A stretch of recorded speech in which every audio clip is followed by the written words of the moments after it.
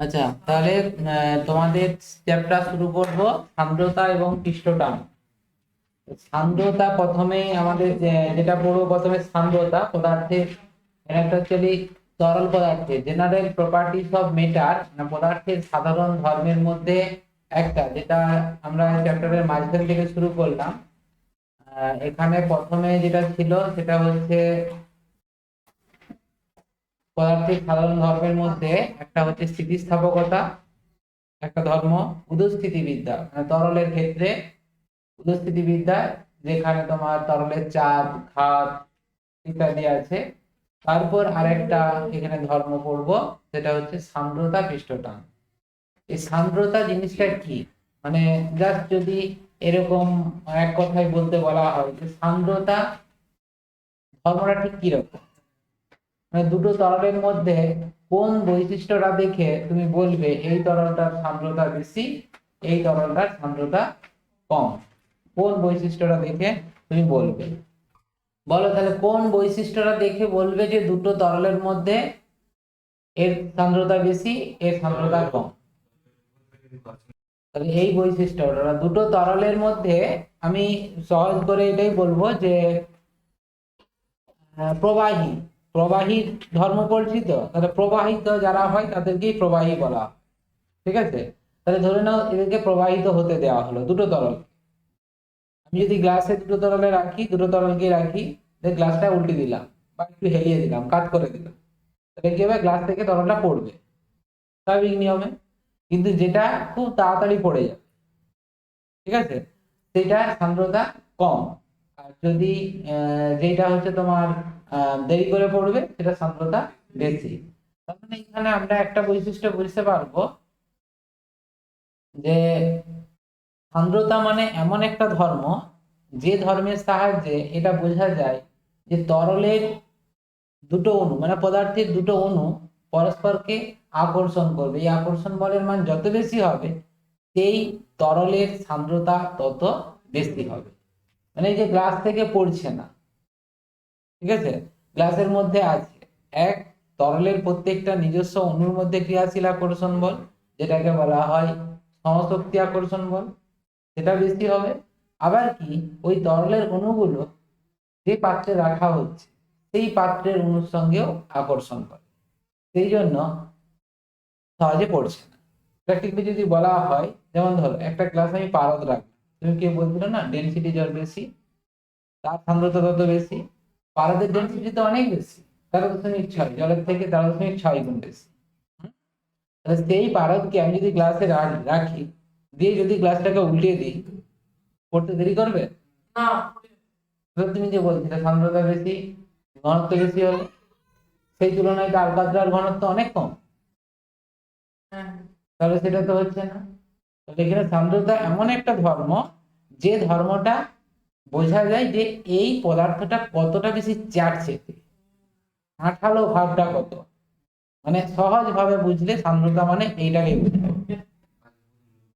ঠিক আছে, সান্দ্রতা মিন, সান্দ্রতা মিনস একটা তরল, যে তরলে অণুগুলোর মধ্যে আকর্ষণ বল বেশি, অর্থাৎ তারা চ্যাটচেটে টাইপের, এইটাই শুধু বুঝবে তোমরা কোন একটা তরলের সান্দ্রতা বলতে। ঠিক আছে, তো এই সান্দ্রতা জনিত সমস্ত কিছু ঘটনা আমরা ব্যাখ্যা করার আগে আমাদের তরল প্রবাহী, মানে তরল যে প্রবাহিত হয়, তরল প্রবাহের কিছু ধর্ম আমাদেরকে প্রথমেই পড়তে হবে। যেমন আমরা যদিও বললাম যে এই চ্যাপ্টারটা শুরু করলাম আমরা মাঝখান থেকে, জেনারেল প্রপার্টিস অফ ম্যাটার, মানে পদার্থের যে সাধারণ ধর্ম, সেই সাধারণ ধর্মের মাঝখান থেকে শুরু করা। ঠিক আছে, তো আমাদেরকে প্রথমে প্রবাহী জিনিসটা কি সেটা পড়তে হয়, যেটা আমরা উপস্থিতি বিদ্যাতে পড়তাম আর কি। প্রবাহী হচ্ছে, যেটা আমি একটু আগেই বললাম, যে যে সমস্ত পদার্থ প্রবাহিত হতে পারে তাদেরকে বলা হয় প্রবাহী। যেমন প্রবাহিত হতে পারে বায়ু, যেমন প্রবাহিত হতে পারে জল, যে কোনো তরল প্রবাহিত হয়। এবং প্রবাহিত হবে কখন? বায়ুর ক্ষেত্রে তোমরা জানো উচ্চ চাপ থেকে নিম্ন চাপের দিকে বায়ু প্রবাহিত হয়। তরল প্রবাহিত হয় কোন দিক থেকে? উচ্চতা থেকে নিম্ন উচ্চতার দিকে, মানে চাপের পার্থক্য থাকতে হবে। কোনো একটা নলের মধ্য দিয়ে প্রবাহিত হচ্ছে, ধরো এখানে যদি একটা কোনো নল থাকে, এই নলের মধ্য দিয়ে একটা তরল প্রবাহিত হবে, ঠিক আছে। তাহলে এইদিকে যদি তরল প্রবাহিত হয়, এটা যদি এ প্রান্ত আর এটা যদি বি প্রান্ত হয়, তাহলে সেক্ষেত্রে আমি তোমাদেরকে যদি জিজ্ঞেস করি কোন প্রান্তের চাপের মানে মানটা বেশি, কোনখানে বেশি হবে চাপের মান? এখানে যদি পি এ আর এটা যদি পিবি হয়, তাহলে চাপটা কোনখানে বেশি হবে?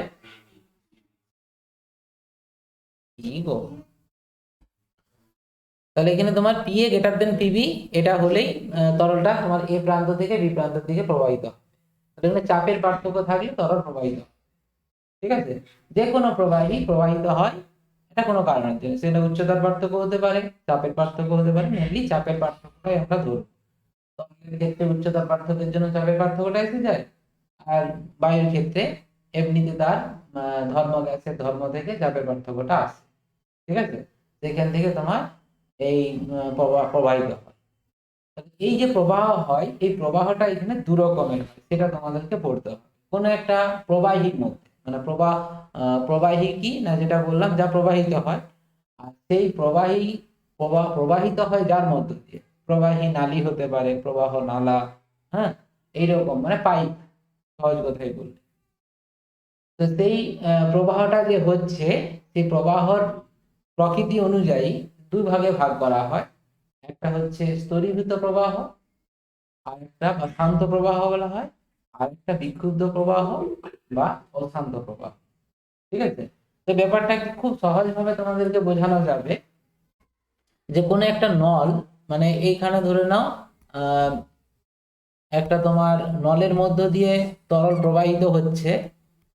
তো এখানে তরলটাকে কিছু কণা হিসাবে ভেবে নাও, ঠিক আছে। তরল যে প্রবাহিত হচ্ছে কতগুলো কণার সমষ্টি হিসাবে ভাবো, ঠিক আছে। তো সেখানে যদি কণা হিসাবে ভাবা হয়, তাহলে এই তরলটা প্রবাহিত হয় মানে এই কণাগুলোও প্রবাহিত হবে। তো এখানে এরকম কিছু কণা আছে, ধরো এরকম, এইগুলো পুরো আমি নলটা জুড়েই তরলটা প্রবাহিত হচ্ছে, কিন্তু তার মধ্যে কিছু কণা আমি ধরে নিচ্ছি, ঠিক আছে। এমনি যদি ধরা হয়, মানে গ্যাসীয় পদার্থ একটা কোনো পাত্রে যদি রাখা হয়, তাহলে সেই গ্যাসীয় পাত্রে গ্যাসীয় পদার্থ অণুগুলো এই পাত্রের মধ্যে তোমরা তো জানো একদম র্যান্ডামলি মুভ করে, যেদিকে খুশি, যেদিকে খুশি, কোনো নির্দিষ্ট অভিমুখ থাকে না, তাই তো, যেটা আমরা ব্রাউনিয়ান গতি বলি। এটা শুধুমাত্র যে গ্যাসের ক্ষেত্রে থাকে তা নয়। বিজ্ঞানী রবার্ট ব্রাউন, উনি পর্যবেক্ষণ করেছিলেন তরলের মধ্যে পরাগরেণু রেখে, যেটা তোমরা ক্লাস 10-এ পড়েছো, যে তরলের অণুর মধ্যে মানে পরাগরেণুগুলো ওই গ্যাসের অণুর মতো ছোটাছুটি করে তরলের মধ্যে। কেন ছোটাছুটি করছে? তাহলে নিশ্চয়ই তরলের কণাগুলো ছোটাছুটি করছে। তাহলে এরকম পাত্রের মধ্যে তরল রাখলে তরলের কণাগুলো কিন্তু ছোটাছুটি করে, ঠিক আছে, এলোমেলো ভাবে। কিন্তু সেটা কিন্তু প্রবাহিত হয় না, ঠিক আছে। এটা যে ছোটাছুটি করে সেটা তার তাপমাত্রার জন্য, তাপীয় শক্তির জন্য, গ্যাসীয় অণুর মতো। কিন্তু যখন প্রবাহিত হয় নলের মধ্য দিয়ে, যখন প্রবাহিত হবে তরলটা, তখন এই ছোটাছুটির সাথে সাথেও, মানে এদিক ওদিক ছোটাছুটির সাথে সাথেও তোমার কিন্তু প্রবাহিত হবে, মানে সামনের দিকে এগিয়ে যাবে। কথাটা কি বলছি বুঝতে পারছো? যেমন ছোট্ট কথা, একদম সহজ ভাবে বললে বোঝাই, ঠাকুর বিসর্জন হচ্ছে, গান বাজছে, সব ছেলেরা কি করে, নাচতে নাচতে সামনের দিকে এগিয়ে যায়। যখন নাচে একদম কি সুশৃঙ্খল ভাবে নেচে নেচে যায়? তাহলে তো স্পিডে চলে যেত। এদিক ওদিক নাচতে নাচতে সামনের দিকে গাড়ি আস্তে আস্তে আগায়, তাই তো? তাহলে এখানেও ঠিক সেই রকম ভাবে অণুগুলো র্যান্ডামনেস আছে, চারদিকে ছোটাছুটি করতে করতে করতে সামনের দিকে এগিয়ে যাচ্ছে, ঠিক আছে। তার মানে কি, প্রত্যেকটা কণা এই যে গতিশীল হচ্ছে একটা স্থান থেকে, এখান থেকে যে এইদিকে যাচ্ছে, প্রত্যেকটা কণা এরকম কি বলতে পারবে প্রত্যেকের জনের সঙ্গে একই অভিমুখে যাচ্ছে? প্রত্যেকজন প্রতি মুহূর্তে দেখো বেগের অভিমুখ পাল্টাচ্ছে। কিছুক্ষণের জন্য সে এই দিকে গেল, পরক্ষণেই দেখা গেল এইদিকে চলে গেল, আবার এদিকে চলে গেল। বা এরকম হতে পারে একটা কোণা এদিকে যাচ্ছে, তো একটা কোণা এদিকে চলে গেল, হতে পারে। তাহলে এই যে গতিটা, এটাকে বিক্ষুব্ধ বলা হয়, বিশৃঙ্খল, ঠিক আছে, বিক্ষুব্ধ প্রবাহ। বিশৃঙ্খল ভাবে এরকম অণুগুলো ছোটাছুটি করবে। তার মানে আমরা যদি এই নলের মধ্য দিয়ে যখন তরলটা প্রবাহিত হচ্ছে, কতগুলো যদি তোমার অণুকে নিয়ে এক একটা স্তর কল্পনা করা হয়, এরকম স্তর কল্পনা করা হয়, এই স্তরের কোনো নির্দিষ্ট মানে অভিমুখ থাকবে না। মানে কণাগুলো প্রত্যেকটা একজন এদিকে যাচ্ছে, তুমি বলতে পারবে না কোন মুহূর্তে তরলটার বেগ কোন দিকে, ঠিক আছে, বিশৃঙ্খল ভাবে থাকবে। এই রকম প্রবাহকে আমরা বলবো বিক্ষুব্ধ প্রবাহ, ঠিক আছে। আর তড়িৎ প্রবাহটা কি, শান্ত প্রবাহটা কি? শান্ত প্রবাহ মানে ধরো মাইক বাজছে, যেরকম হয় খ্রিস্টানদের মৌন ব্রত, নীরবতা, ব্যান্ড পার্টি বেজে বেজে যাচ্ছে, সবাই একদম নিস্তব্ধ ভাবে, একদম সুশৃঙ্খল ভাবে যাচ্ছে, তাহলে সেখানে কিন্তু প্রবাহ হচ্ছে। তাহলে সেক্ষেত্রে নিজেদের যে অণুগুলোর মধ্যে যে র্যান্ডামনেসটা ছিল সেটা কিন্তু থাকছে না। কেন থাকছে না? তারা জানে যে আমরা কোন মিছিলে আছি।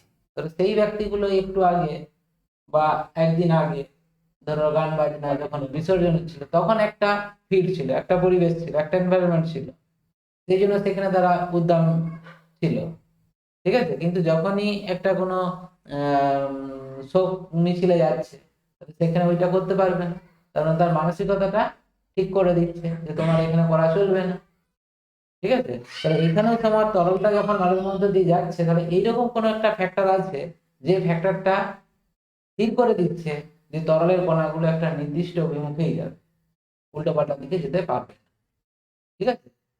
যাই হোক, এখানে তোমাদের শান্ত প্রবাহ ডেফিনেশন হিসেবে শুধু এটাই জানতে হবে যে এই কণাগুলো তরলের মধ্য দিয়ে যে প্রবাহিত হচ্ছে, প্রত্যেকটা কণা একটা সুশৃঙ্খল ভাবে যাবে, মনে হবে যেন পর পর, যেমন মিছিলগুলো যেটা বললাম, যে প্রত্যেকজন মানে সামনের জন যাচ্ছে যেদিকে, পিছনের জন্য ঠিক সেই পথটাই অতিক্রম করছে।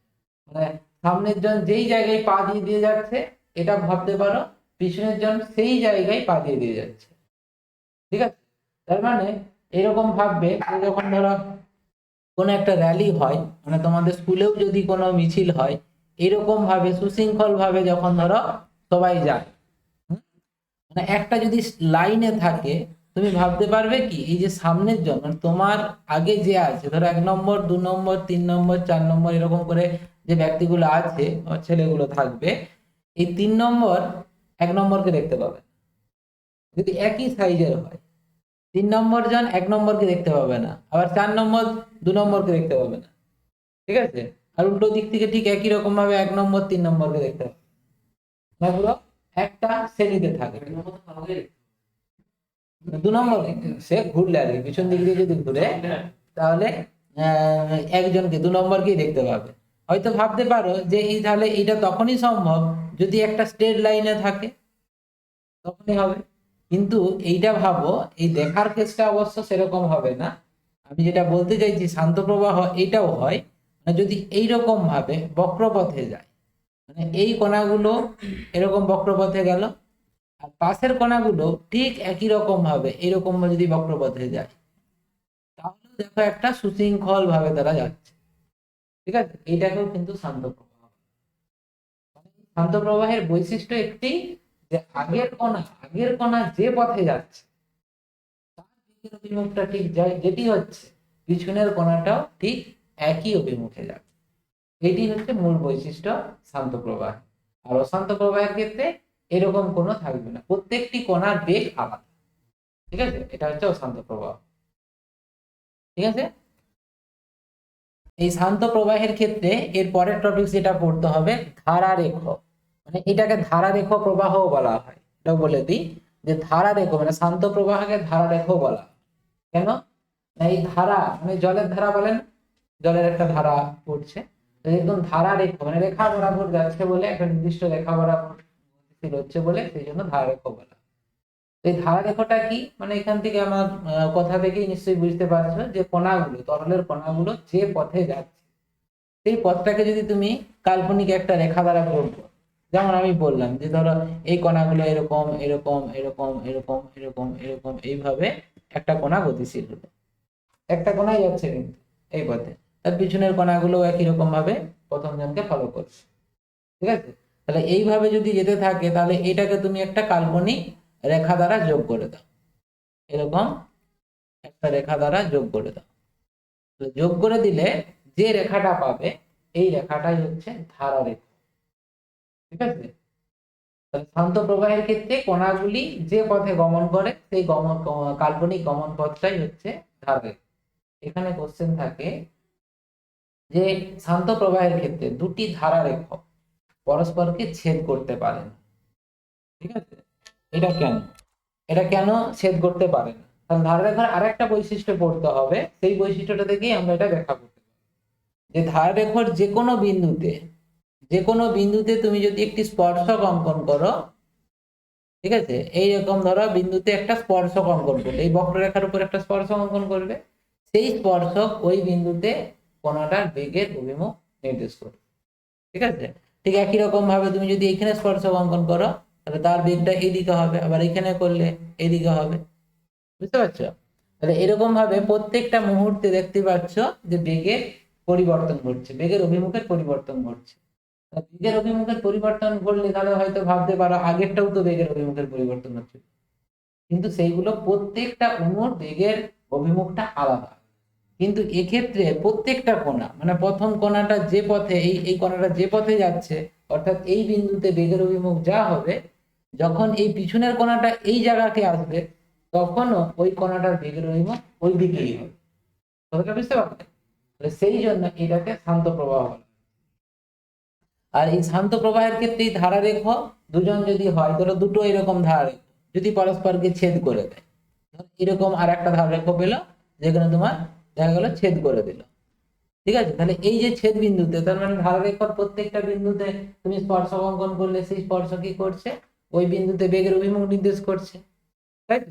তাহলে যদি ছেদ করে দেয় তাহলে ছেদ বিন্দুতে দেখো দুটো ধারারেখার জন্য দুটো স্পর্শক পাবে, ঠিক কিনা? এদিকে একটা পাবে আর এই বরাবর একটা পাবে। একটা বিন্দুতে একটা কোণার দুটো বেগ একসঙ্গে থাকা সম্ভব? কখনো সম্ভব নয়। সেই জন্য দুটো ধারারেখা পরস্পরকে কখনো ছেদ করতে পারে। এটা কোশ্চেন থাকে 2 নম্বর, দুটি ধারারেখা কি পরস্পরকে ছেদ করতে পারে? সেক্ষেত্রে তোমরা বলবে না। কেন না? তার কারণটা এটাই, ধারারেখার যে কোনো বিন্দুতে স্পর্শ অঙ্কন করলে ওই স্পর্শক ওই বিন্দুতে বেগের অভিমুখ নির্দেশ করে। ঠিক আছে, যেহেতু একই বিন্দুতে দুটো স্পর্শক অঙ্কন করা যাবে, সঙ্গে একই মুহূর্তে একটা কোণার দুটো বেগের অভিমুখ পাওয়া যায়, যেটা বাস্তবে সম্ভব না। সেই জন্য কখনো ছেদ করতে পারে। ঠিক আছে, তাহলে এরপরে তোমার যে টপিকটা আছে এটা হচ্ছে সান্দ্রতা পৃষ্ঠটান, যে চ্যাপ্টারটা, সেই চ্যাপ্টারের মূল বৈশিষ্ট্য যেটা হচ্ছে সান্দ্রতা, যে ধর্মটা। সান্দ্রতাটা কি, যেটা আমি প্রথমেই একটু এক্সপ্লেন করলাম, মোটামুটি বলা হয়ে গেল যে অণু মানে কোনো একটি পদার্থের সান্দ্রতা বলতে বোঝায় যে পদার্থটি কতটা চ্যাপটে, ঠিক আছে, কতটা আঠালো। তার মানে এটা বুঝতেই পারছো যে তোমার হাতে যদি আঠা লেগে যায়, এটা আঠা না জল বুঝবে কি করে? না এই হাতের মাঝে রাখবে, রেখে যদি হাতটা থেকে সরাও তখন দেখবে কি হাত থেকে মনে হচ্ছে টেনে রাখছে। তার মানে কি অণুগুলোর মধ্যে একটা আকর্ষণ বল আছে। হ্যাঁ, যদি ফেভিকুইক লেগে যায়, ছিটে রয়ে যায়, তার মানে কি ওইখানটায় এত আকর্ষণ বলটা এত বেশি যে কোনোভাবে তোমাকে ছাড়াতে পারছে না। ঠিক আছে, এইরকমই প্রত্যেকটা আঠার এই বৈশিষ্ট্যটাই, এই সান্দ্রতা বৈশিষ্ট্যটা থেকেই হয়। যদিও এখানে ফেভিকুইকের আরো কিছু কেমিক্যাল কম্পাউন্ড থাকে যা শুকনো হয়ে যায়, একদম কঠিনের মতন দৃঢ়ভাবে আবদ্ধ হয়ে যায়। ঠিক আছে, এই সান্দ্রতা হিসাবে আমরা শুধু আমাদের প্র্যাকটিক্যাল লাইফ থেকে যেটা বুঝলাম যে অণুগুলোর মধ্যে পারস্পরিক আকর্ষণ বল বা চ্যাটচ্যাটে ব্যাপারটা। ঠিক আছে, তো এছাড়াও এখানে আমাদেরকে জানতে হবে আরো এই যে অণুগুলোর মধ্যে আকর্ষণ বল, সেই আকর্ষণ বল থেকে আরো কিছু বৈশিষ্ট্য জানতে পারবো। যেমন ধরো তোমাদেরকে বলি যে এই গ্রীষ্মের দিনে তুমি ছাতা নিয়ে ধরো হেঁটে হেঁটে যাচ্ছ, ঠিক আছে, ছাতা নিয়ে সুন্দর তুমি রোদ থেকে বাঁচার জন্য ছাতাটাকে ফুটিয়ে হেঁটে হেঁটে যাচ্ছ, কোনো অসুবিধা নেই। কিন্তু হঠাৎ করে তুমি জাস্ট একটু ভেবে না, তোমাকে পিছন থেকে কোনো কুকুর তাড়া করলো, ঠিক আছে, তখন তুমি কি করলে? ছাতাটাকে ওই ফুটানো অবস্থায় ছুটতে শুরু করলে। তো তখন তুমি দেখবে প্রচুর তোমার কষ্ট হচ্ছে। তখন ওই কুকুরের তাড়ার ভয়ে এটা ভুলে গেছো যে ছাতাটা মনে হয় বন্ধ করে দিলে আমি বেশি জোরে ছুটতে পারবো। কিন্তু সেটাই হবে। তো ছাতাটা নিয়ে যখন আমি ছুটছি তখন কি হচ্ছে, আমার হচ্ছে একটা বেশি পরিমাণ আমাকে বল প্রয়োগ করতে, বেগটা আমার কমে কমে যাচ্ছে, আমি ছুটতে পারছি না, ঠিক আছে? বাধা প্রয়োগ করছে আমার। তাহলে হঠাৎ করে এখানে আমি বলতেই পারি যে এই বাধা বলটা এলো কোথা থেকে? তুমি তো সেই আস্তে আস্তে যাচ্ছিলে যখন বায়ুর মধ্যেই যাচ্ছে, আর ছুটছে যখন সেই বায়ু মাধ্যমের মধ্যে দিয়ে যাচ্ছে। তাহলে বায়ু অত দিয়ে প্রথমে হাঁটছিলে এইরকম হয়তো ভাবতে পারো, তখন বায়ু প্রবাহিত হচ্ছিল তার উল্টো দিকে, সেই জন্য হয়তো বাধা পাচ্ছে। কিন্তু যখন ছুটছিলে তখন তো সেই পরিমাণ বায়ু হচ্ছে প্রবাহিত হচ্ছে, এমন তো নয় যখনই ছুটলে তুমি বেশি পরিমাণ বায়ু প্রবাহিত হচ্ছে এরকম ভাবছো, ঠিক আছে? তা তো না। তাহলে এখানে কি ঘটনাটা ঘটছে? না। তো এখানে আর একটা উদাহরণ দিলে আরো বুঝতে পারবে।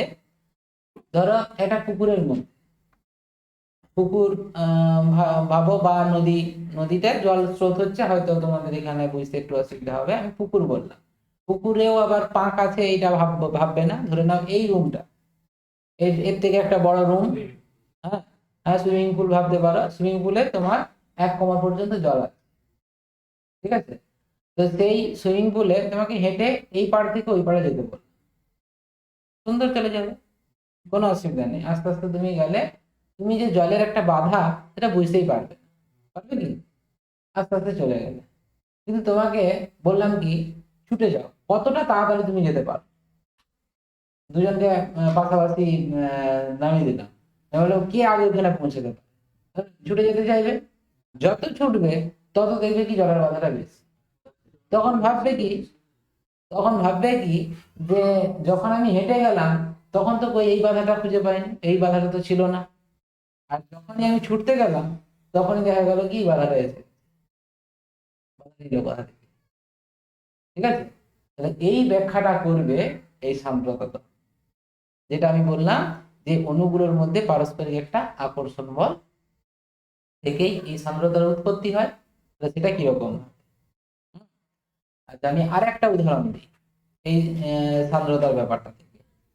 ধরো তোমরা কোনো একটা প্রোগ্রাম দেখতে গেছো, বা কোনো পাবলিক একটা জায়গায় প্রোগ্রাম, কোনো একটা অনুষ্ঠান হচ্ছে, এই একটা বড় এরকম কোনো মাঠ, সেই মাঠটা পুরো রেলিং দিয়ে ঘেরা বা প্রাচীর আছে, তার মাঝে বেরোনোর রাস্তা ধরো একটাই আছে, ঠিক আছে?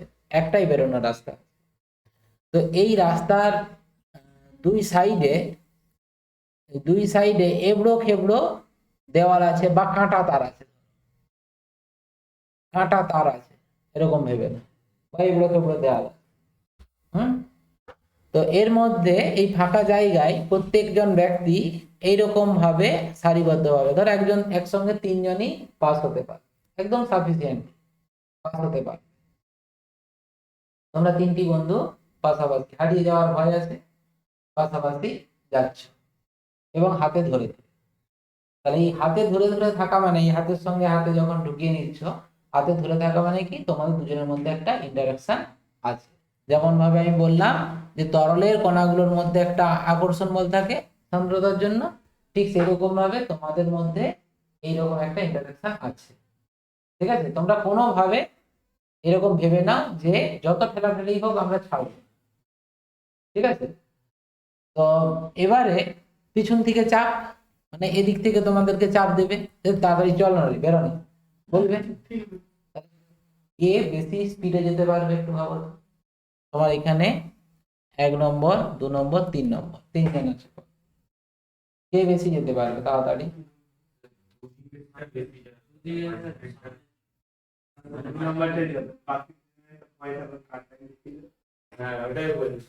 তাহলে মাঝখানে যে ব্যক্তিটি আছে সে স্মুথলি যেতে চাইবে, সে তাড়াতাড়ি যেতে চাইবে। কিন্তু এইখানের গুলো, এই দুই সাইডে যে দেয়ালে দুই সাইডে যে আছে, কাঁটা তাদের ভয়ে আসতে চাইবে। আর তোমাদের মধ্যে এই বৈশিষ্ট্যটা মানে এটাও আছে যে মাঝের জন আগে যদি চলে যায় তাহলে, হ্যাঁ, তাহলে সবাইকে একসঙ্গেও যেতে হবে। হ্যাঁ, তাহলে ভাবো মাঝের জন দূরে মানে স্পিডে যেতে চাইছে, সাইডে দুজন কি করছে, টেনে রাখছে। তাহলে এই যে পিছন দিকে টেনে রাখা কিসের জন্য এলো? আকর্ষণ বলের জন্য। যদি এরকম হতো ও মরছে মরুক আমি বাঁকা, আকর্ষণ বল নেই, তাহলে এখানে সান্দ্রতা নেই, তাহলে ওই বৈশিষ্ট্যটা তুমি পাবে না। আর এখানে সান্দ্রতা আছে মানে আকর্ষণ বল আছে, আকর্ষণ বল থাকলেই তোমাকে পিছনের দিকে টেনে রাখবে। ব্যাপারটা ক্লিয়ার? এবারে ভাবো ওই যে উদাহরণগুলো দিলাম, যে জলের মধ্যে দিয়ে তুমি যখন ছুটছো, যখন হেঁটে হেঁটে যাচ্ছিলে তখন বাধা বলটা সেরকম বুঝতে পারলে। এটা আর একটা কারণ আছে, এটা একটু পরে বলবো। তো এরপর একটা কি বললাম, যখনই তুমি ছুটছো তখন কি হচ্ছে না, তুমি তো যখনই ছুটবে জলের মধ্যে ছুটছো, তো তো তুমি তো ভিজে গেছো, জল তোমাকে ভিজিয়ে দিয়েছে, তাহলে তোমার প্রত্যেক শরীরের প্রত্যেকটা অংশের মধ্যে জলের কণা আছে, সেই জলের কণা জলের আরেকটা জলের কণাকে আকর্ষণ করবে, সেই জলের কণা আরেকটা কণাকে আকর্ষণ করবে। তাহলে যখন তুমি ছুটছো তোমার সঙ্গে জলের কণা ছুটছে, ঠিক আছে? সেই আকর্ষণ বলের জন্য যে কণাটা তোমাকে আকর্ষণ করেনি কিন্তু জলের মধ্যে আছে, সে কি করবে, তোমাকে টানবে, মানে সমষ্টিগত ভাবে প্রত্যেকটা কণায় এইভাবে টেনে ধরবে, ঠিক আছে?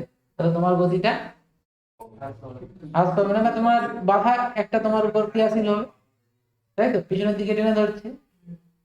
জাস্ট কল্পনা করে নাও, তোমরা যে ঘর্ষণ চ্যাপ্টারটা পড়ে এসেছিলে, এই এবড়ো খেবড়ো তল, সেই এবড়ো খেবড়ো তলে তুমি এখানে একটা কোনো বস্তুকে রেখেছিলে, রেখে যখন এ স্থির ছিল তখন ঘর্ষণ বলের কোনো অস্তিত্ব ছিল কি? যখন তুমি জলের মধ্যে দাঁড়িয়ে আছো বাধা বলের কোনো অস্তিত্ব পাবে? কোনো পাবে না। যখনই তুমি গতিশীল হচ্ছ তখনই জল তোমাকে পিছন দিকে টেনে রাখছে মনে হচ্ছে, বাধা দিচ্ছে।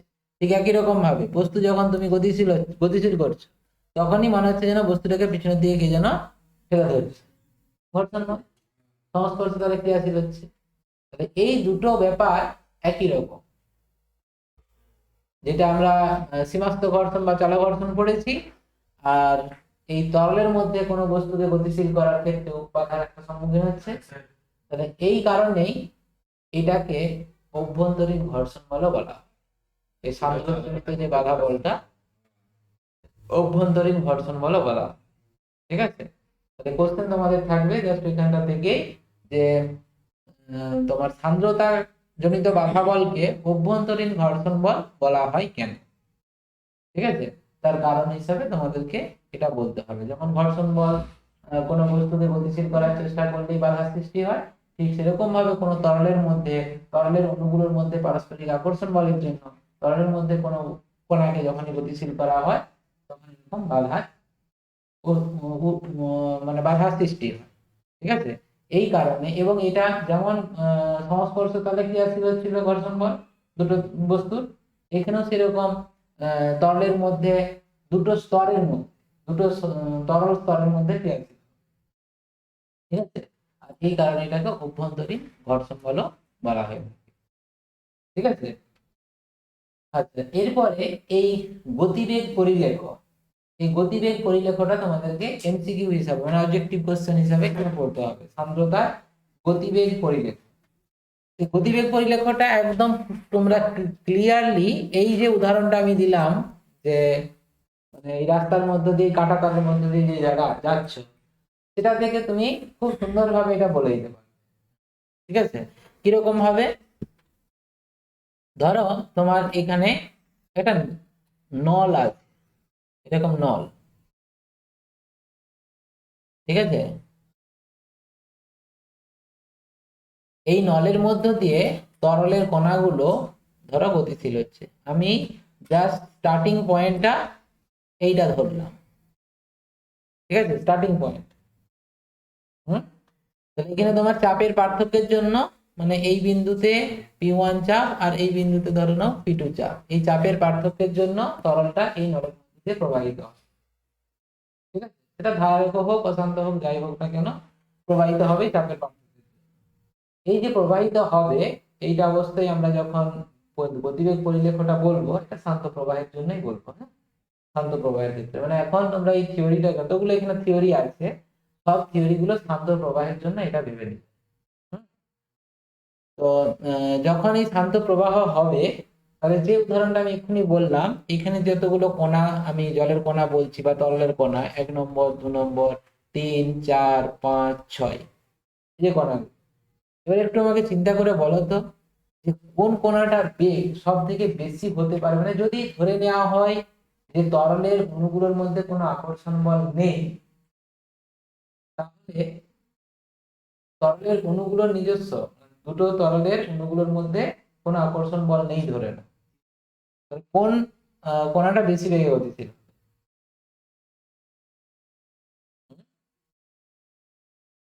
কোন কণাগুলো? সেক্ষেত্রে তোমাদের বলাটা একটু কনফিউজ, মানে একটি পার্টিকুলার কণা বলা অসুবিধা হয়ে যাবে। কারণ কি না, তুমি বলবে কি এই 1 নম্বর কণার সঙ্গে পাত্রের দেয়ালের একটা আকর্ষণ বল আছে, ঠিক আছে, আর এখানে 6 নম্বরটাও পাত্রের দেয়ালের সংস্পর্শে আছে, তাহলে এই দুটো কণা পাত্রের দেয়াল দ্বারা বাধাপ্রাপ্ত হবে না, ওদের বেগটা কম হবে। কিন্তু বাকি যে কণাগুলো তার উপর তো কোনো বাধা বল নেই, আমি ধরে নিয়েছিলাম তরলের অণুগুলোর মধ্যে কোনো আকর্ষণ বল নেই, স্বাভাবিকভাবেই বাকি কণাগুলো অর্থাৎ 2 থেকে 5 পর্যন্ত কণাগুলো সবাই একই বেগে গতিশীল, ঠিক আছে। কিন্তু সান্দ্রতা জনিত যদি বলটা মানে অর্থাৎ অণুগুলোর মধ্যে যদি পারস্পরিক আকর্ষণ বল থাকে, অর্থাৎ সান্দ্রতা ধর্ম যদি থাকে, তখন এই বেগটা কিরকম, কোন কণার বেগ কিরকম, ঠিক আছে। তাহলে দেখো প্রত্যেকটা কণা কিন্তু এই চাপের পার্থক্যটা পাচ্ছে, অর্থাৎ P1 মাইনাস P2 অর্থাৎ P, এই চাপের পার্থক্য কিন্তু প্রত্যেকটা কণা পাচ্ছে, মানে চাপের পার্থক্যের জন্যই তরলটা প্রবাহিত হচ্ছে নলের মধ্যে, ক্লিয়ার কি? তাহলে প্রত্যেকটা কণার উপর সেম পরিমাণ, আমি যদি চাপটাকে ফোর্স দ্বারা কনভার্ট করি, তাহলে প্রত্যেকটা কণার উপর একই পরিমাণ ফোর্স ক্রিয়েট হচ্ছে, তাহলে প্রত্যেকটা কণার আকার একই পরিমাণ ফোর্স ক্রিয়েট হচ্ছে, তাহলে সবাই একই বেগে যাওয়ার কথা, অর্থাৎ একই ত্বরণ লাভ করার কথা, তাই তো। কিন্তু দেখা যাবে 1 নম্বর আর 5 নম্বর 6 নম্বর কণাটা তোমার বেগ কম হচ্ছে, অর্থাৎ ত্বরণ কম হচ্ছে।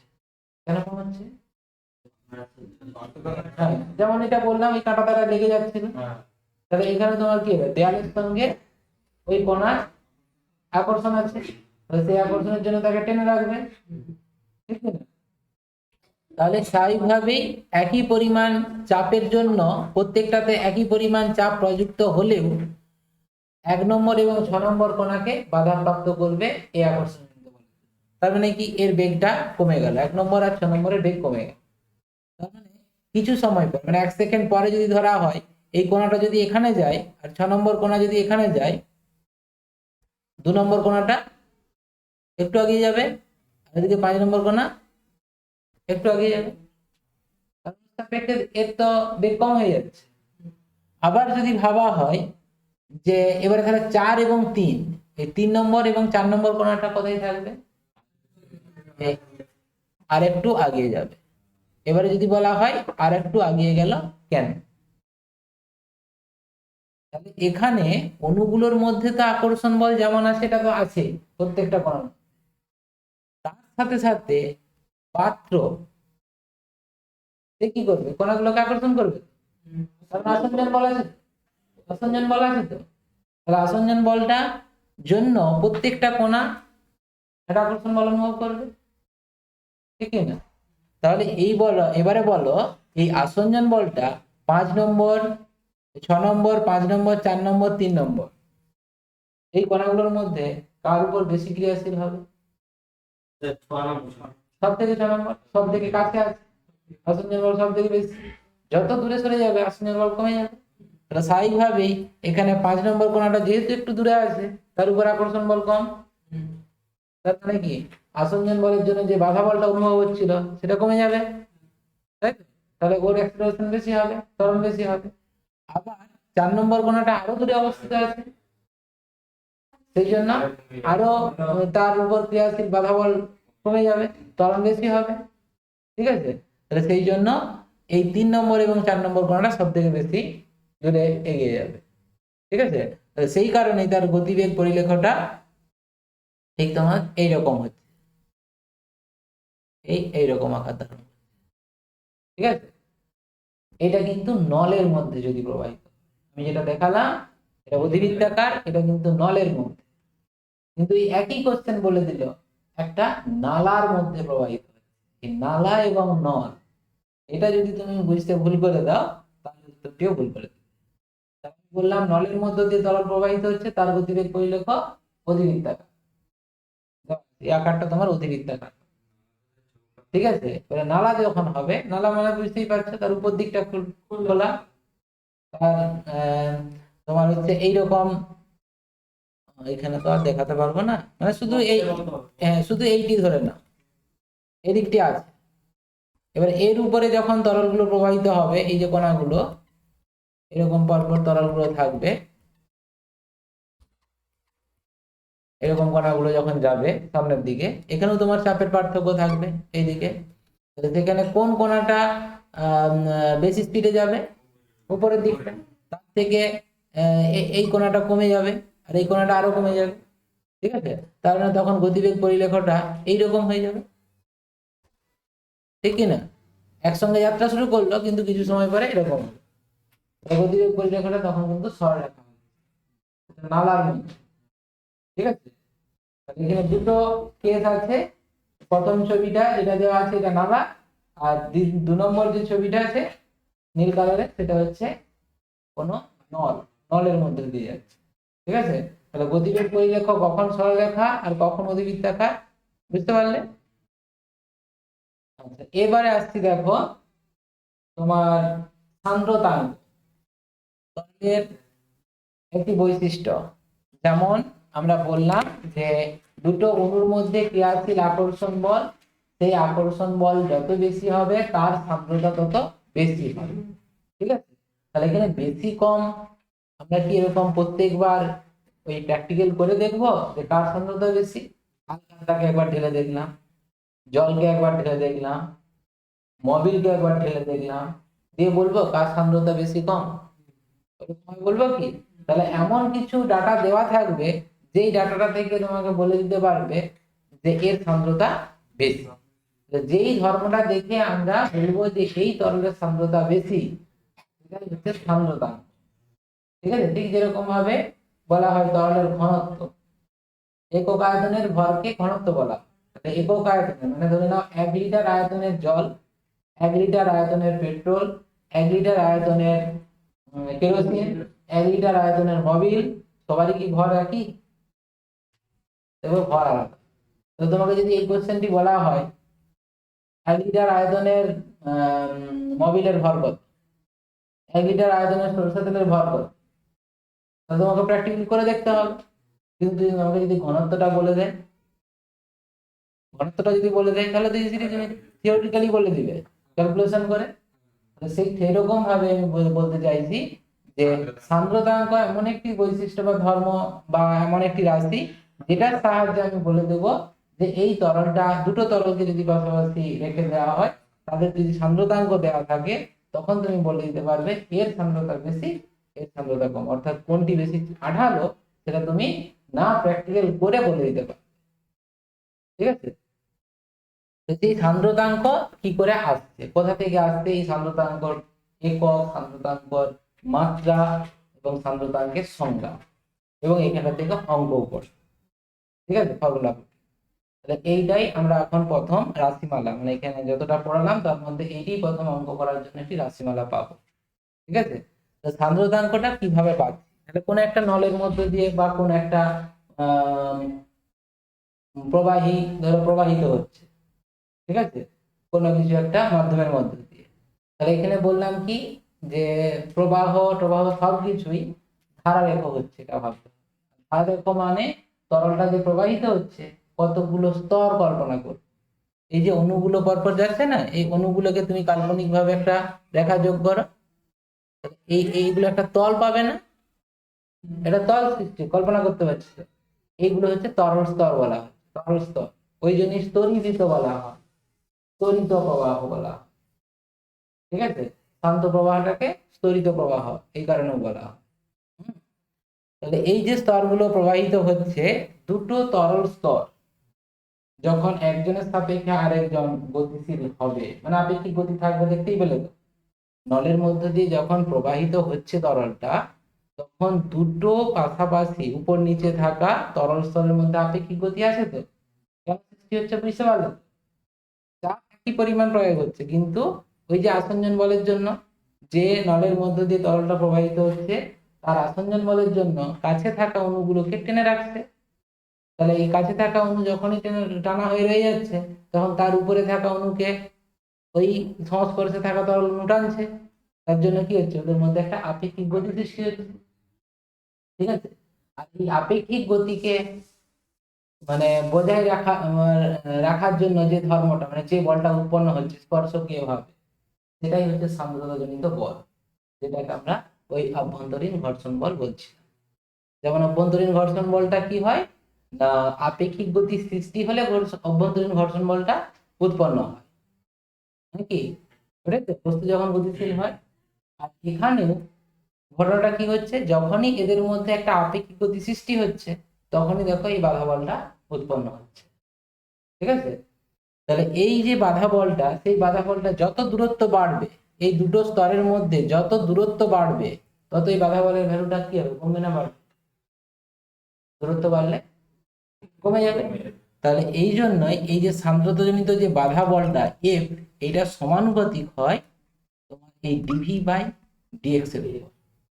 এই ডিভি বাই ডিএক্সটা কি না, এই দিকে তোমার প্লট করা হচ্ছে বেগ ভি, আর এই দিকে প্লট করা হচ্ছে এক্স। ঠিক আছে, অর্থাৎ দুটো তরল স্তরের মধ্যে পারস্পরিক যে দূরত্বটা, অর্থাৎ এখান থেকে তুমি যদি এইটাকে এক্স বলো, আর এখান থেকে এই দূরত্বটাকে তুমি যদি এক্স প্লাস ডিএক্স বলো, তাহলে কি হবে, এই দুটো স্তরের মধ্যে দূরত্ব কত হচ্ছে, তাহলে ডিএক্স। ঠিক আছে, তাহলে এটার বেগ যদি ভি হয়, এই বেগটা কি হবে বলতো, ভি প্লাস ডিভি হবে কি না? নিশ্চয়ই বেশি হবে তো, উপরের স্তরটার বেগ, তুমি তো বললে যত দূরত্ব বেশি হবে মানে বাধা বলটা তত কম হবে, মানে বেগ তত বেশি হবে। ঠিক আছে, তারপরে স্বাভাবিকভাবেই এই স্তরটার জন্য যদি বেগ ভি হয়, এটার জন্য ভি প্লাস ডিভি হবে।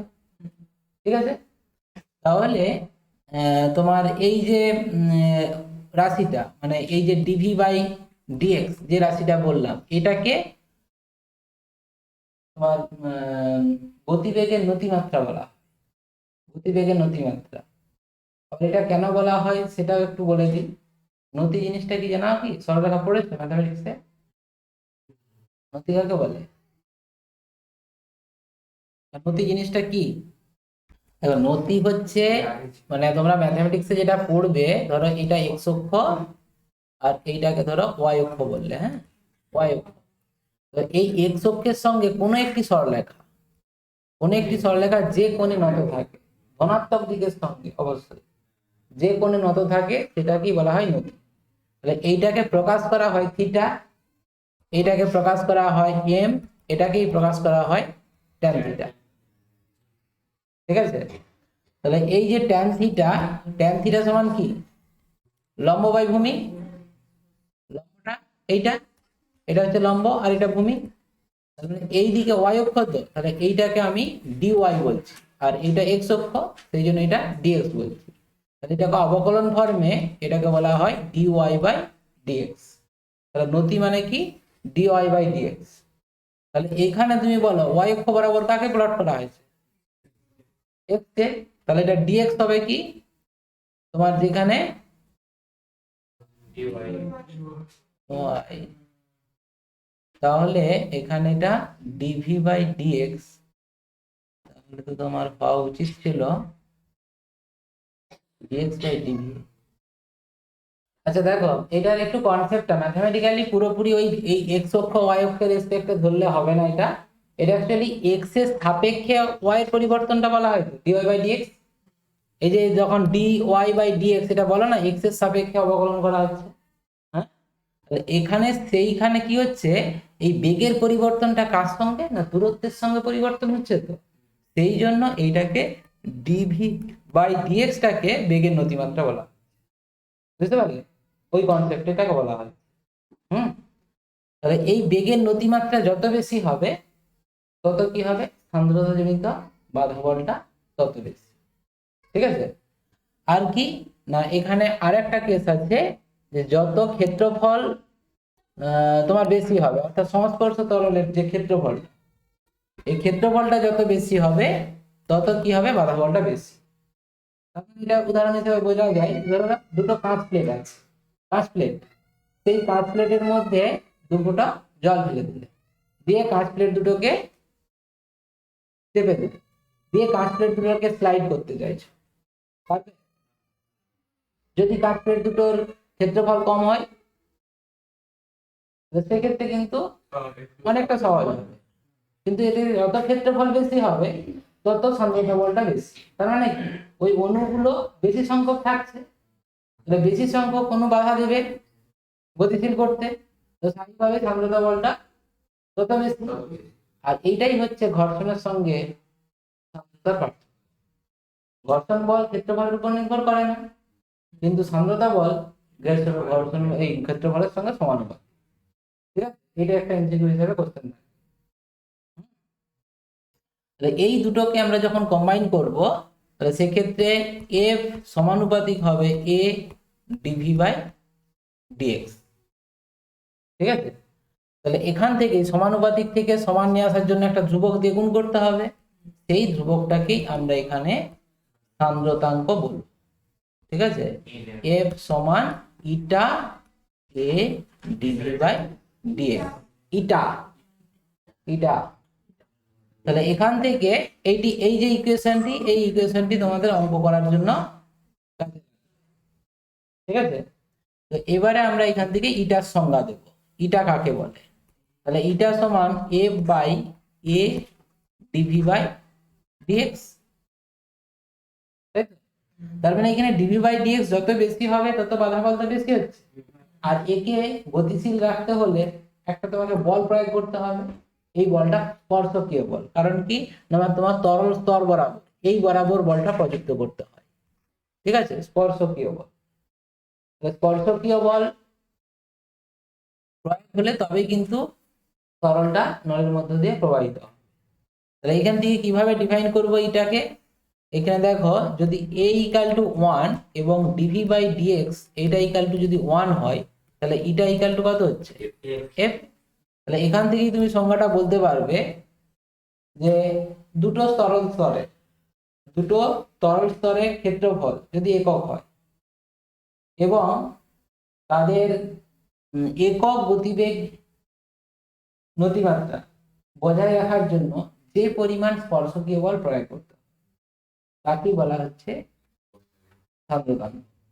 বা এইভাবে বলতে পারো একক ক্ষেত্রফল বিশিষ্ট দুটো তরল স্তরকে পরস্পর থেকে একক ব্যবধানে, দুটো তরল স্তরকে একক দূরত্বে রেখে, মানে এই দূরত্বটা এটা তোমার একক হবে dx equal to 1। তাহলে এদের মধ্যে একক বেগ, একক আপেক্ষিক বেগ বজায় রাখার জন্য, অর্থাৎ এই যে দুজনের মধ্যে যে বেগের পরিবর্তন হয় না, মানে এইটার সাপেক্ষে এইটা তো ডিভি পরিমাণ বেশি নাকি, ভি প্লাস ডিভি, তো তাহলে এই যে ডিভি ভ্যালুটা এটা যদি 1 হয়, ডিভি ভ্যালুটা যদি 1 হয় তাহলে যে পরিমাণ স্পর্শকীয় বল প্রয়োজন, ঠিক আছে, তাকে বলা হয় সান্দ্রতাঙ্ক। এইভাবেও ডিফাইন করতে পারে। আর যদি বলে দেয় যে একটি তরলের সান্দ্রতাঙ্ক এত পয়েস এর হচ্ছে সান্দ্রতাঙ্কের একক পয়েস, ঠিক আছে, এটা অ্যাকচুয়ালি সিরিয়াস পদ্ধতিতে যেমন দেওয়া আছে newton second metre in minus, হচ্ছে মাত্রা বিশ্লেষণটা করলেই বোঝা যেত, মাত্রা বিশ্লেষণটাকে করে দিই তারপর এটা বলছি এককটা, সেটার থেকে আমরা সান্দ্রতাঙ্ক এত বলতে কি বোঝায় সেটা বলে দিতে পারবো। দেখো এখানে যে আমরা যদি ইটার মাত্রা বের করি, ইটার মাত্রা এটা সমান কি আসবে বলতো, এফ এর মাত্রা, এফ এর মাত্রা কি M L T two the পাওয়ার -2। আচ্ছা এর মাত্রা কি এল স্কয়ার। আচ্ছা ডিভি, ডিভির মাত্রা কি এল টি টু দি পাওয়ার -1, মানে সরণ বাই সময় তো। আর নিচে ডিএক্স আছে, ডিএক্স এর মাত্রা কি এল।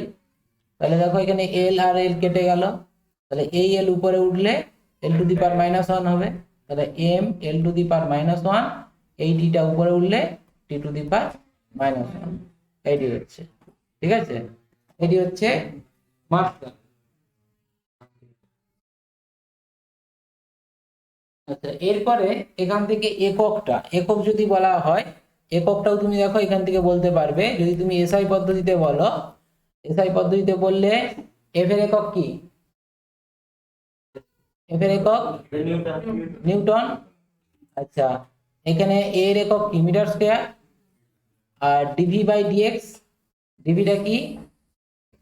Metre per second. তাহলে metre per second divided by dx এর একক কি? মিটার। তাহলে এই মিটার কাটলো, নিউটন ইন্টু সেকেন্ড। কি করে second two the power minus? এই যে সেকেন্ডটা এখানে থাকবে, এখানে, তার মানে তো উপরে উঠে যাচ্ছে। Newton second metre to the power minus 2। ঠিক আছে, এইটি হচ্ছে, এটা পাস্কেল পার, মানে নিউটন পার মিটার স্কয়ার, এটাই কি পাস্কেল তো? হ্যাঁ, তাহলে পাস্কেল ইনটু সেকেন্ড এটাও বলা যায়। আর সিজিএস যদি বলো ডাইন সেমি স্কয়ার ইনটু সেকেন্ড, এটাকেই বলা হয় কয়েল। ঠিক আছে, সিজিএস পদ্ধতিতে কয়েল এর এককটা। আচ্ছা, এবারে এখান থেকে যেটা বলছিলাম, ধরো এসআই পদ্ধতিতে এরকম বলে দিল কোন তরলের সান্দ্রতাঙ্ক এত, বলতে কি বোঝায়? তখন দেখো এখানে যেমন দেওয়া আছে যে 1 মিটার দূরত্বে অবস্থিত দুটি তরল স্তর নেওয়া হলো হয় এবং প্রতিটি স্তরের ক্ষেত্রফল যদি 1 মিটার স্কয়ার হয়, তবে দুটি স্তর দুটির মধ্যে 1 মিটার পার সেকেন্ড আপেক্ষিক গতিবেগ বজায় রাখার জন্য 1 নিউটন বলে প্রয়োজন হবে, স্পর্শকীয় বলটা। তাহলে এখানে যদি কোনো তরলের সান্দ্রতাঙ্ক তোমার 2 বলে দেয়, 2 নিউটন পার মিটার স্কয়ার, এই sorry newton per metre square into second, এটা বলা যায়। তখন বলতে হবে যে 1 মিটার স্কয়ার ক্ষেত্রফল বিশিষ্ট দুটি তরল স্তরকে পরস্পর থেকে যদি 1 মিটার দূরত্বে রাখা হয় এবং তাদের মধ্যে 1 মিটার পার সেকেন্ড আপেক্ষিক গতিবেগ বজায় রাখতে স্পর্শকীয়ভাবে 2 নিউটন বলের প্রয়োজন হবে। এটি হবে বলতে কি বোঝায়। এবারে সান্দ্রতাঙ্কের উপর চাপ এবং তাপমাত্রার প্রভাব, এই প্রভাবগুলি কিন্তু পরীক্ষাতে এরকম পড়বে না যে মাধ্যমিকে যেমন পড়তো চাপের প্রভাব বা তাপমাত্রার প্রভাব উল্লেখ করো, এখানে এরকম কোশ্চেন দেবে না, এমসিকিউ এর মধ্যে কোশ্চেন দিয়ে দিবে। ঠিক আছে, এটা তরলের উষ্ণতা বৃদ্ধি করলে সান্দ্রতাঙ্ক বৃদ্ধি পায় হ্রাস পায় একই থাকে, কোনটি নয়, এরকম দিয়ে দিল। সেক্ষেত্রে তোমার যদি বোঝা না থাকে তাহলে সমস্যা। এই জায়গায় ধরে নাও নরমালি, এখন যদি বলি যে বলছিল সান্দ্রতাঙ্ক, প্রথমেই যখন আমরা শুরু করি সান্দ্রতা, তখন বললে কি ঘনত্ব যার বেশি তার সান্দ্রতা তত বেশি। ধরো ওই ধারণাই মাথার মধ্যে থেকে গেল। তোমরা কি জানো, তরলের উষ্ণতা বৃদ্ধি করলে ঘনত্ব কি হয়? কমে না বাড়ে? কমে যায়। তাহলে স্বাভাবিকভাবে সান্দ্রতা কমে যাবে। প্র্যাকটিক্যালি এটাই হবে যে তরল পদার্থের ক্ষেত্রে যদি তুমি উষ্ণতা বাড়াও, সান্দ্রতা কমছে কেন না, অণুগুলোর মধ্যে সেপারেশনটা বেড়ে যাচ্ছে, আয়তন বাড়ছে তো সেপারেশন বেড়ে যাচ্ছে, তার মানে তাদের মধ্যে ক্রিয়াশীল আকর্ষণ বল হ্রাস পাবে, স্বাভাবিকভাবে সান্দ্রতা কমে যাবে। ঠিক আছে, তার মানে তরল পদার্থের ক্ষেত্রে উষ্ণতা বৃদ্ধি পেলে সান্দ্রতা হ্রাস পায়। ঠিক আছে, এইটাই বললো গ্যাসীয় পদার্থের। গ্যাসীয় পদার্থের ক্ষেত্রে যদি তাপমাত্রা বাড়ানো হয়, তাহলে গ্যাসীয় পদার্থের ক্ষেত্রে উষ্ণতা বাড়ালে কি হবে? গ্যাসীয় তো প্রবাহী, গ্যাসও তো প্রবাহী নাকি, তাহলে তারও তো সান্দ্রতা ধর্ম আছে, যেটা আমি ব্যাখ্যা করলাম। ছাতা নিয়ে ছুটছো বাতাসের মধ্যে, ছুটলে যখন কি হচ্ছে, বাধা বল উৎপন্ন হচ্ছে, তখন তারও সান্দ্রতা আছে। ওই একই কারণে তোমার উপর বাধা বল ক্রিয়াশীল হয়। একটু পরে আমরা ব্যাখ্যা করব প্যারাসুট দিয়ে নামা, সেটাও সান্দ্রতা বল থাকার জন্যই হয়। যাই হোক, তাহলে তার তাপমাত্রা বাড়লে সান্দ্রতা বাড়বে না কমবে?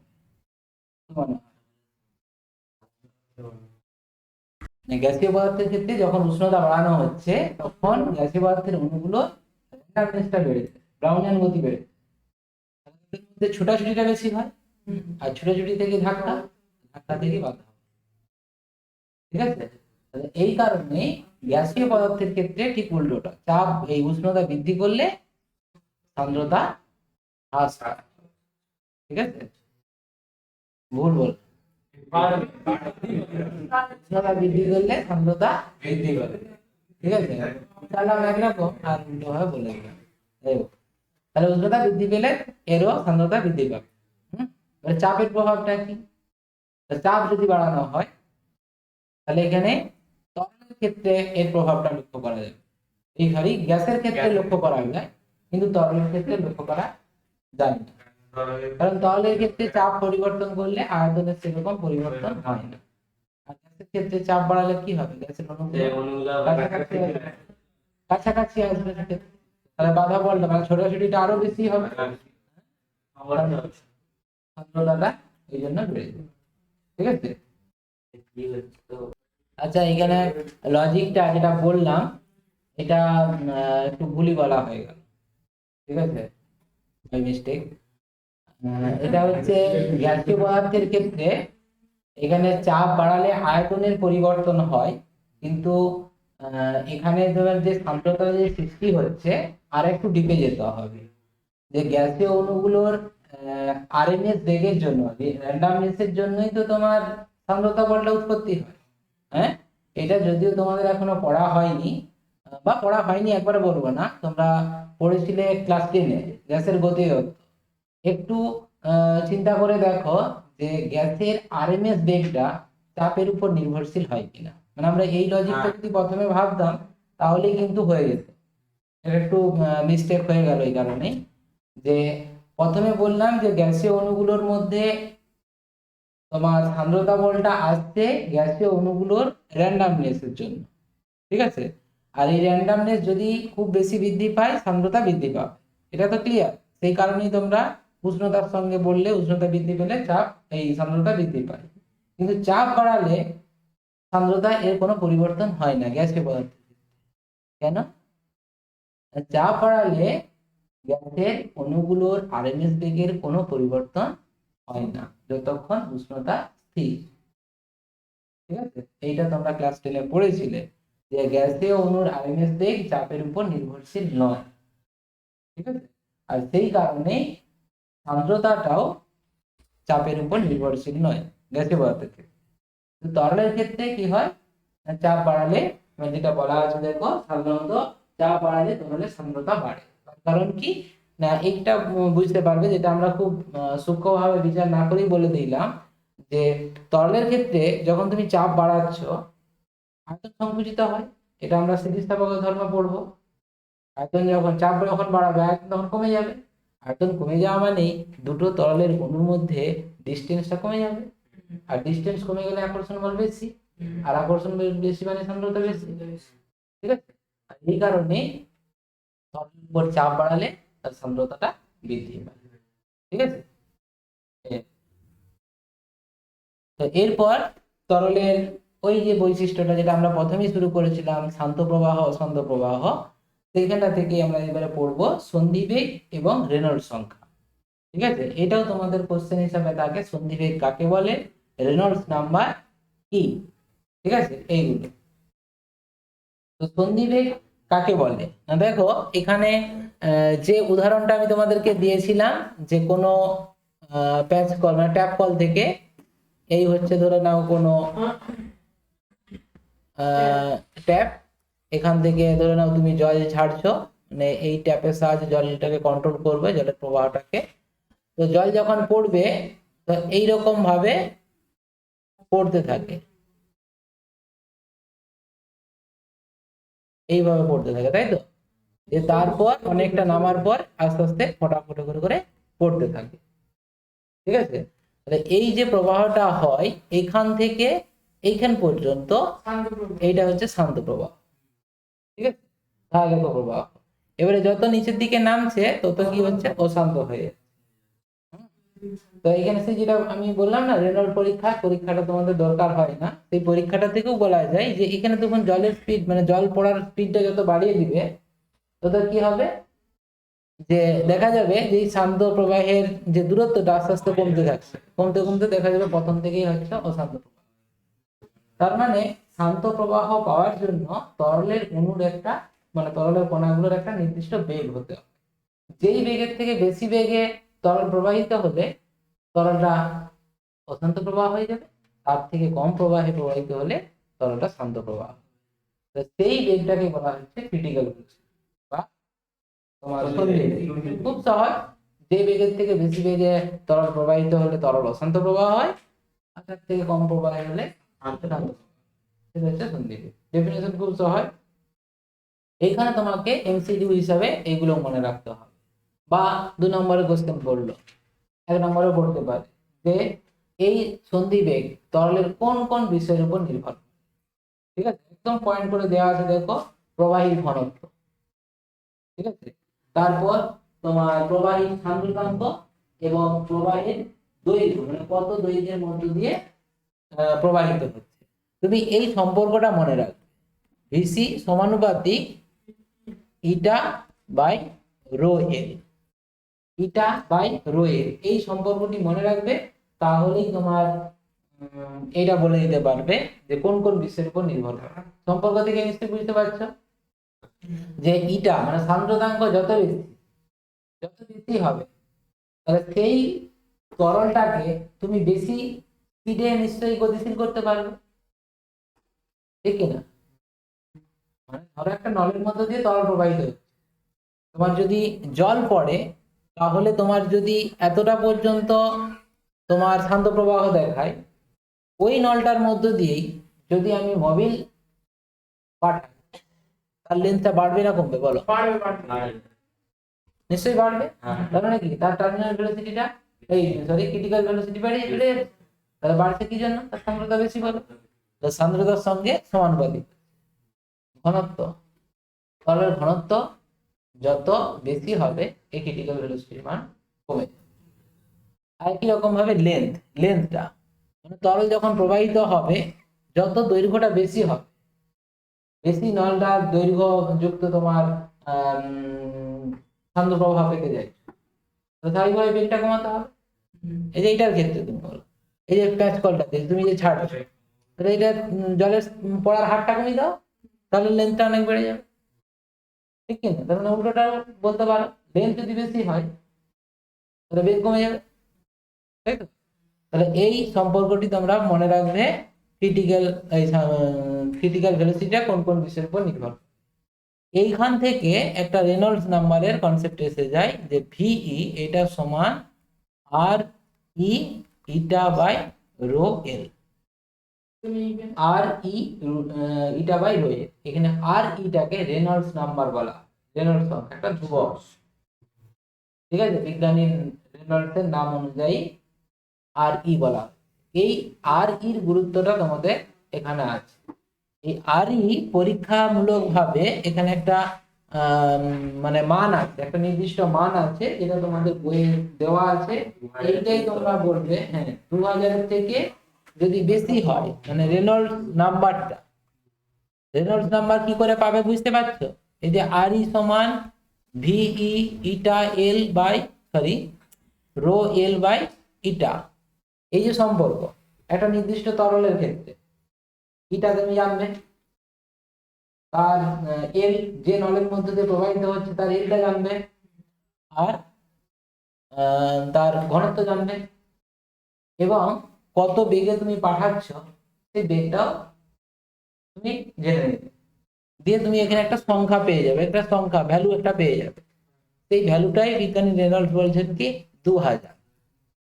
তাই 2000 পর্যন্ত যদি হয় কোনো একটা তরলের মধ্য দিয়ে যে তরলটা প্রবাহিত হচ্ছে তার রেনল্ডস নাম্বারটা যদি 2000 হয়, তাহলে সেই প্রবাহটা শান্ত প্রবাহ। যদি 2000 থেকে বেশি হয় তাহলে অশান্ত, ঠিক আছে? জাস্ট এইটি রেনল্ডস নাম্বার, এটা একটা সংখ্যা, মাত্রাহীন রাশি, কোনো একক নেই, ঠিক আছে?